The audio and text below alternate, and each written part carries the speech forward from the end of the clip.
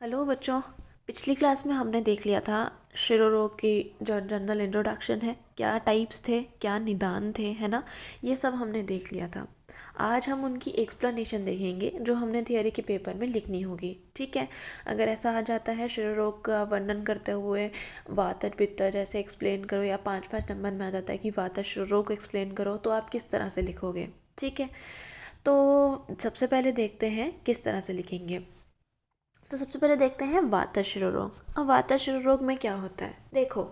सबसे पहले हम पढ़ते हैं श्लोक। ठीक है। इसमें क्या लिखा है, इसमें लिखा है यस्य अनिमितः शिरसो रुजश्च भवन्ति तीव्रा निशि च अतिमात्रं बंदो उपतापेश्च भवेद विशेषः शिरो अभितापः स समीरण। अब देखो, जब हम थियरी के पेपर लिख रहे होते हैं तो ऐसा ज़रूरी नहीं है कि पूरा का पूरा श्लोक ऐसा लिखा जाए। हम इसमें से जो जो मेन मेन लाइन्स हैं हम वो भी लिख सकते हैं। जैसे सबसे पहले देखते हैं अनिमितम शिरसो रुजश्च। तो मतलब अनियमित का मतलब बिना किसी कारण के, है ना, सिर में जब दर्द हो जाए।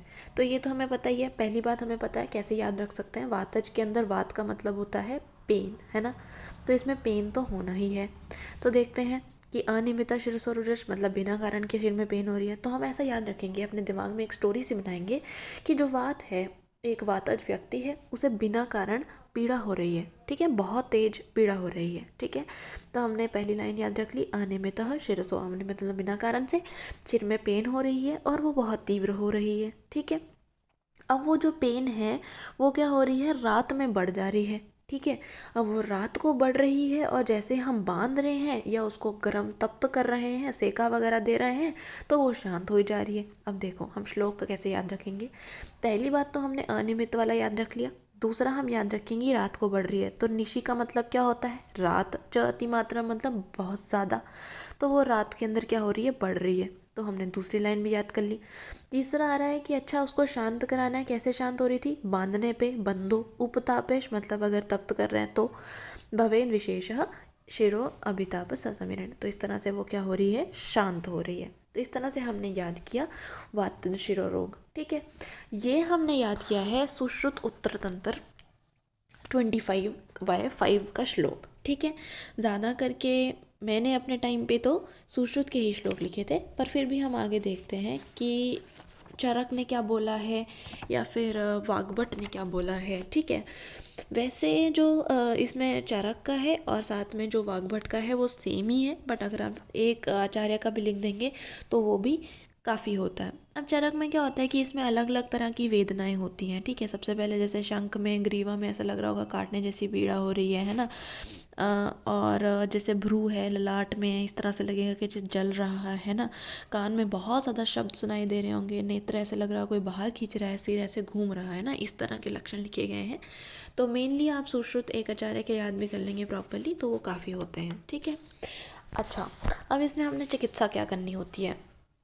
अब नॉर्मली हमने जो सामान्य चिकित्सा करनी होती है वो इसमें करनी रहती है कि हम क्या कर सकते हैं, वातज में स्नेहन कर सकते हैं, स्वेदन कर सकते हैं, अभ्यंग कर सकते हैं, परिषेक, अनुवासन, बस्ती, घी तेल का पान। यही हमने मेनली चिकित्सा लिखनी होती है। इसके ज़्यादा एक आधा आप ऐसे जैसे याद रख सकते हो कि अच्छा इसको ठंड जैसे लेप वगैरह याद रख सकते हो कि नस्य वगैरह दे सकते हैं। देखो शिरो रोग है उसमें नस्य तो देना ही होता है, तो आप एक आध उसमें द्रव्य याद रख सकते हैं। जैसे वरुणादि गण का, गण से सिद्ध जो शीर होता है उसे सिद्ध, उससे हमने मक्खन को सिद्ध करना है और फिर वो देना है। या काकोल्य आदि मधुरगण की औषधियों का भी नस्या दे सकते हैं। ठीक है। बाकी धूमपान याद रख सकते हैं। इस तरह से हमने 2-3 अपनी किताब से याद कर लेने हैं। ठीक है। अब आगे चलते हैं, मेन जो है इनके लक्षण हैं आगे देखते हैं कि पित्तज जो शिरो रोग है या पैतिक शिरो रोग है उसमें क्या रहता है। देखिए, सबसे पहले हम याद रखेंगे कि पित्त, या तो ऐसे रख लीजिए कि कोई पित्तज व्यक्ति है। ठीक है। अब पित्त का मतलब क्या होता है कि वहाँ पे कुछ ना कुछ गर्म चीज़ मिलेगी हमें। ठीक है। पित्त का जो स्वभाव है वो उष्ण है ना। तो हम याद रखेंगे कि पित्त की वजह से अंग जो है, हमारी बॉडी है, वो कैसी हो गई, उष्ण हो गई। ठीक है। तो इसमें आता है कि अच्छा पैतिक रोग में लक्षण आता है कि इसमें क्या होता है, अंग जो होते हैं वो उष्ण लगते हैं। ठीक है। दूसरी बात, वो ऐसा लगता है कि जैसे अंगारे हैं ना, अंगारों के समान। अब वो उष्ण किस तरह से हो जाए, हम याद करने के लिए हम याद रखेंगे कि हमारे जो पैर हैं या हमारा जो सिर है या कोई भी अंग है वो किस तरह से हो गया है, उष्ण हो गया। अब उष्ण किस तरह से हो गया, जैसे अंगारे रखे हों, ठीक है। अब जहाँ पे अंगारे होंगे वहाँ पे क्या होगा, धुआं तो निकलेगा ही सही। अब उसको शांत करने के लिए हम क्या करेंगे, शीतल उपचार देंगे, ठीक है।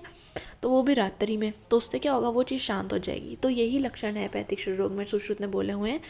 वो बोले हैं कि अंग जो होते हैं शिर नासा अक्षी, वो उसमें क्या लगते हैं, उष्ण लगते हैं। ऐसा लगता है कि उसमें अंगारे भरे हुए के समान, वहाँ के जल, वहाँ जो है जलन की प्रतीति होती है। तो अंगारा से आपको याद आ जाएगा कि अंगारों के समान लिखना है वहाँ पे। धुआं से आपको याद आएगा धूप्यते शिरो अक्षी नासम, मतलब कि जो सिर है अक्षी है, नासा से ऐसा लगेगा कि धुआं निकल रहा है, ठीक है। और उसके बाद हमने शीतोपचार याद रखा था, तो शीतोपचार से आ जाएगा इससे शमन करेंगे, शीतेन रात्रो च भवेन विशेष। तो मतलब कि इसमें जब हम शीत उपचार करेंगे, रात्रि में करेंगे, तो बंदे को लाभ पहुँचेगा, ठीक है। वाग्भट ने बाकी सब चीज़ें सेम बोली हैं, अलग उसमें क्या है, पसीना और मूर्छा। लक्षण में दो ही चीज़ें अलग हैं, पसीना और मूर्छा, बाकी सेम एज सुश्रुत, ठीक है। अब इसकी चिकित्सा में क्या करना होता है, पित्तज है तो उसमें क्या लिखेंगे, थोड़ी ठंडे ठंडे जो जैसे द्रव्य होते हैं वो शीतल औषधियों के साथ आप लेप कर सकते हो, परिषेक करा सकते हो, है ना। बस्ती करा सकते हैं, स्थापन बस्ती, अनुवासन बस्ती। कैसे द्रव्यों के साथ कराओगे, काकोल्य आदि गण की औषधियों, उसमें से आप 2-3 चीज़ें जो है याद कर लेंगे। इसके अलावा इसमें जो एक थोड़ी सी इम्पॉर्टेंट बात आप याद रखेंगे, वो याद रखेंगे, वाग्भट ने कहा है कि पित्त शिरो रोग में सिरावेद कराएं। अच्छा, एक चीज़ मेरी पिछली मिस हो गई थी, वो ये है, हमने क्या करना है। अच्छा, मैं आपको लास्ट में बताऊंगी आप किस तरह से क्वेश्चन लिखेंगे, तो वो देखते हैं। पहले आपने जो पिछले वाले का था वातज शिरो रोग था, उसका जो मॉडर्न को रिलेशन है वो क्या लिखेंगे, न्यूरल्जिक हेडेक और इडियोपैथिक हेडेक। और पित्तज वाले शिरो रोग का क्या है मॉडर्न कोरिलेशन, वो है टेंशन हेडेक, ठीक है। अभी ये बता देती हूँ, क्वेश्चन जब भी हमने अटेम्प्ट करना है तो हम कैसे लिखेंगे। सबसे पहले हम लिखते हैं निदान, ठीक है। हर अगर आपको मान लीजिए 5 नंबर के अंदर सवाल आता है तो आप शुरू करेंगे निदान के साथ, ठीक है। निदान में आप सामान्य निदान जो है हमने सबसे पहली वीडियो में पढ़ा था वो लिख सकते हैं, ठीक है। फिर आपने उसमें क्या लिखना होता है कि इसमें कौन सा दोष प्राधान्य है, ठीक है, वो लिखेंगे। तीसरी चीज़ आपने क्या लिखनी होती है, इसके अंदर क्या लक्षण आ रहे हैं, ठीक है। चौथी चीज़ आपने क्या लिखनी होती है कि साध्य असाध्यता, क्या ये साध्य है या असाध्य है। पांचवी चीज़ आपने लिखनी होती है चिकित्सा, ठीक है। मान लीजिए 5 नंबर का सवाल है, आपने 5 पॉइंट बनाए, और 6वां पॉइंट आप बनाते हैं, वो क्या बनाते हैं, मॉडर्न कोरिलेशन, ठीक है। इस तरह से आप क्वेश्चन अटैम्प्ट करेंगे, चाहे 5 नंबर में आए, चाहे आप 15 नंबर में आए, जैसे भी आप अटैम्प्ट करेंगे तो अच्छे मार्क्स एग्जामिनर दे देता है, ठीक है। चलिए अब देखते हैं कफज शिरो रोग में क्या करना है, ठीक है। चलो अब देखो, कफज शिरो रोग में क्या होता है, कफ का मतलब क्या, भारीपन, है ना। सबसे पहले हमने एक अपने दिमाग को कहानी सुनानी है कि इसमें क्या है, सिर और गले में कफ भर जाएगा, ठीक है। तो हम यहाँ पे लक्षण भी क्या देखते हैं, लक्षण है शिरोगल यस्य कफ उपदिग्धम, मतलब कि इसमें जो हमारा सिर है और हमारा जो कंठ है वो ऐसा लगेगा कि यहाँ पे कफ भरा हुआ है, ठीक है। दूसरी बात, जब इसमें कफ भरा हुआ है या लिप्त है उससे वो देख लिया। दूसरी बात, हमें एक और लक्षण पता ही होता है, कफ का लक्षण होता है क्या, गुरुता, है ना, स्तंभन करना, ये लक्षण भी याद रखेंगे। शीतता प्रतीत होगी, ये भी लक्षण याद रखेंगे, ठीक है। तो यहाँ पे हमने अपने एक इमेजिन करना है, एक बंदा है जिसके अक्षिकूट यानी आंखों के आसपास और सारे मुंह के अंदर क्या हो रखा है, शोथ हो रखा है। तो हमने 2 लक्षण इस तरह से याद रख लिए, एक शिरो गलम यस्य कफ उपदिग्धम, मतलब कि शिरा और गल जो है वो कफ से भरा हुआ है। जब कफ से भर जाएगा तो मुंह कैसा हो जाएगा, मोटा हो जाएगा, मतलब हमें क्या लगेगा, स्वेलिंग है। तो दूसरा लक्षण हमने कैसे याद रख लिया, शून अक्षिकूट वदनश्च। दो लक्षण याद हो गए आपको, श्लोक भी याद हो गया एक टाइप से, नंबर भी अच्छे आ जाएंगे। एक्स्ट्रा लक्षण जो हमें अपने मन से पता ही होते हैं, वो गुरुता है, स्तंभता है, या बर्फ़ के समान प्रतीति है, ठीक है। बहुत आसान है ना। अब इसके अंदर हमने चिकित्सा के, अच्छा हाँ, वाग्भट का रह गया। वाग्भट में आप जब किताब खोल के देखेंगे तो उसमें आपको पता चलेगा कि अलग क्या है। इसमें अभी ये जो है अक्षिकूट पर सूजन होना, है ना, वहाँ पे क्या लिखा है, सुश्रुत ने अक्षिकूट और वदन पूरा लिखा है। इसमें वाग्भट जी ने क्या लिखा है, अक्षिकूट में ही सूजन लिखा है ना। इसमें लिखा है कर्ण में कंडू की प्रतीति और वमन, और मस्तिष्क के अंदर क्या होगा, भारीपन महसूस होगा। ठीक है, ये 2-3 लक्षण जो अलग से आप लिख सकते हैं। चिकित्सा क्या करनी है, अच्छा कफ की क्या चिकित्सा होती है, वमन, तो इसमें वमन भी लिखेंगे। अच्छा शिरो विरेचन तो हमने लिखना ही है। ठीक है, धूमपान भी लिख देंगे। और इसमें वाग्भट ने क्या बोला है, इसमें हमें पेशेंट से उपवास कराना है। क्या कराना है, उपवास कराना है। ठीक है, अच्छा अब इसका मॉडर्न कोरिलेशन क्या है, इसका मॉडर्न कोरिलेशन है क्रोनिक साइनोसाइटिस। क्या है, क्रोनिक साइनोसाइटिस, याद कर लेंगे। ठीक है, एक अलग से आप टेबल भी बना सकते हैं। चलिए आगे चलते हैं।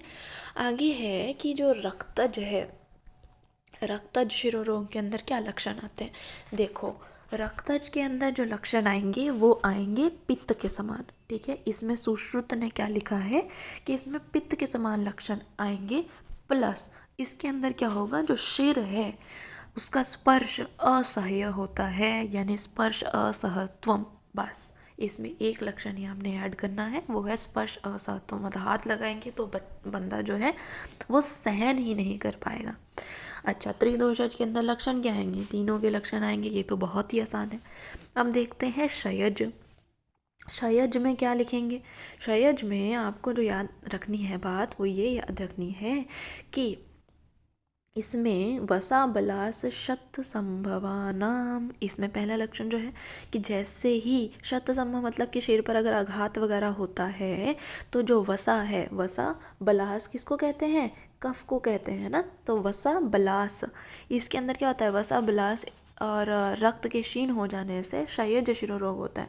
या तो हमें किसी क्षयज का मतलब क्या, कमी होना है ना, तो अगर सर के ऊपर हमारे कोई इंजरी हो जाती है ना, उसकी वजह से जब उसमें से वसा है, कफ है, रक्त है, वो निकल जाता है, क्षीण हो जाता है, तो हमें क्षयज शिरोरोग हो जाता है। ठीक है, और इसके बाद जो इम्पॉर्टेंट बात है इसमें, वो हमने क्या याद रखनी है, वो याद रखनी है ये वाली बात कि इसमें संस्वेदन, ठीक है, शर्दन, धूम, नस्य, ठीक है, असृग विमोक्षणेश्च विवर्धिम इति, यानी कि अगर हम स्वेदन करेंगे पेशेंट का, वमन करेंगे है ना, धूमपान कराएंगे, नस्य कराएंगे, रक्त मोक्षण कराएंगे, तो इससे ये रोग बढ़ने वाला है, कम नहीं होगा, बढ़ेगा। ठीक है, तो ये है क्षयज शिरोरोग के लक्षण जो सुश्रुत ने बताए हैं, वाग्भट जी ने इसका उल्लेख किया ही नहीं है, ये बात आप याद रखेंगे। ठीक है, चिकित्सा क्या करनी होगी, देखो हमें हमारे शरीर में अगर किसी चीज़ की कमी हो जाती है, क्षय का मतलब कमी,